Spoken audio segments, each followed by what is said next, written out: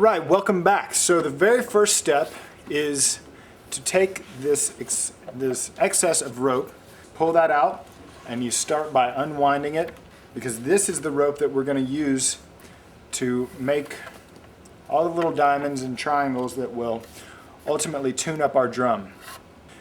The second step is what we're going to do here. You can actually see this line here. This is an example of what we're ultimately going to be doing to this drum, right? Is we're going to be pulling these lines, and they create these little diamonds here that pull the tension down on the top of the drum head in an even fashion so that it'll get tuned up. So how do you do that? Well, I'm going to take this a step back, and I'm going to undo this one line that was already put in there, just so you can have the full picture on how to do this. Also, because I personally want this tuning line of rope to be closer to the bottom of the bowl of the djembe.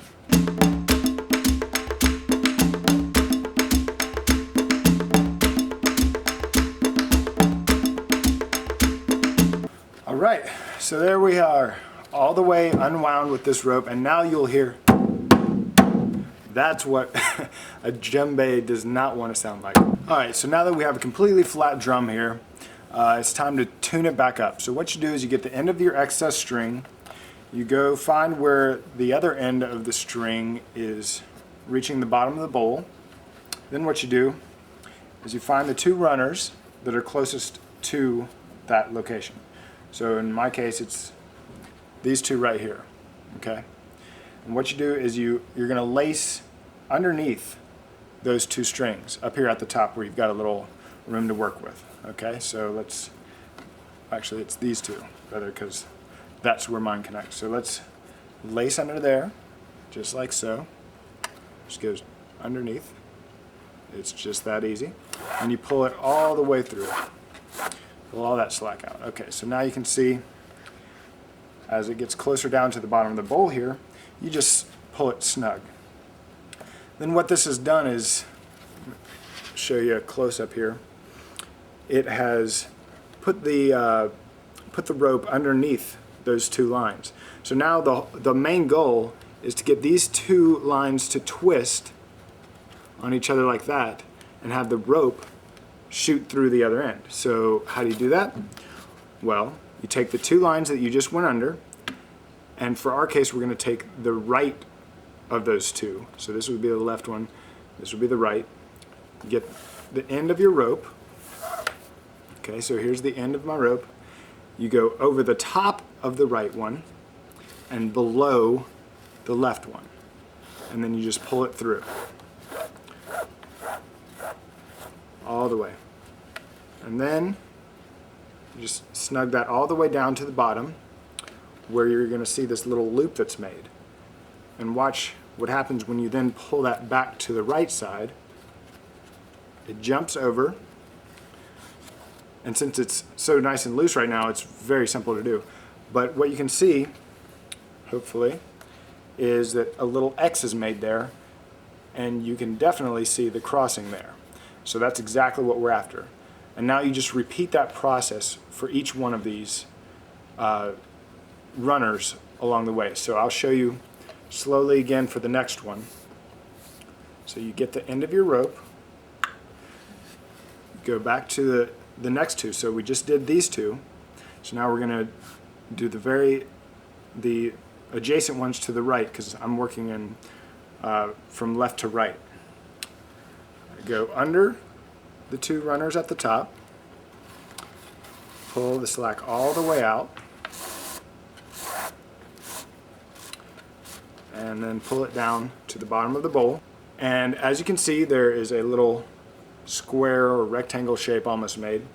And so you pick the one to the right, follow it all the way up to the top, where you then take the other end of the rope, the loose end of the rope, go over the right, under the left, and then pull it all the way through.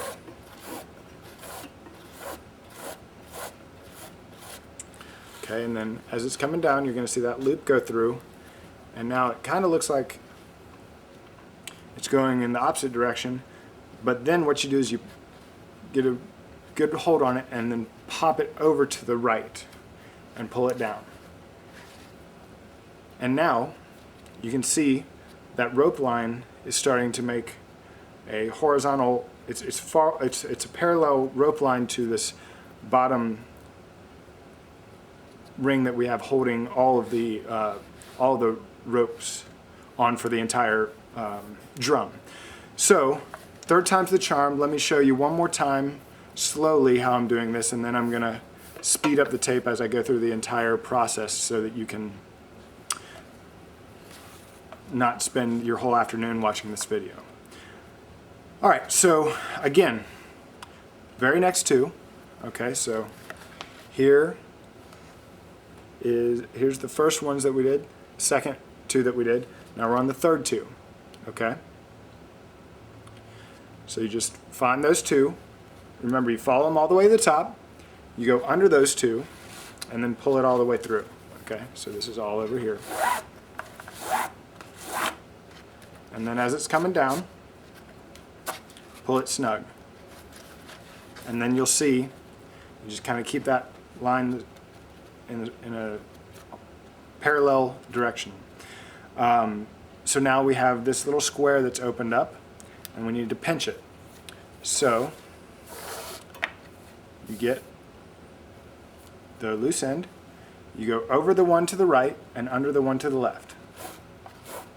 Lacing, it's like lacing a shoe. Lacing up the drum.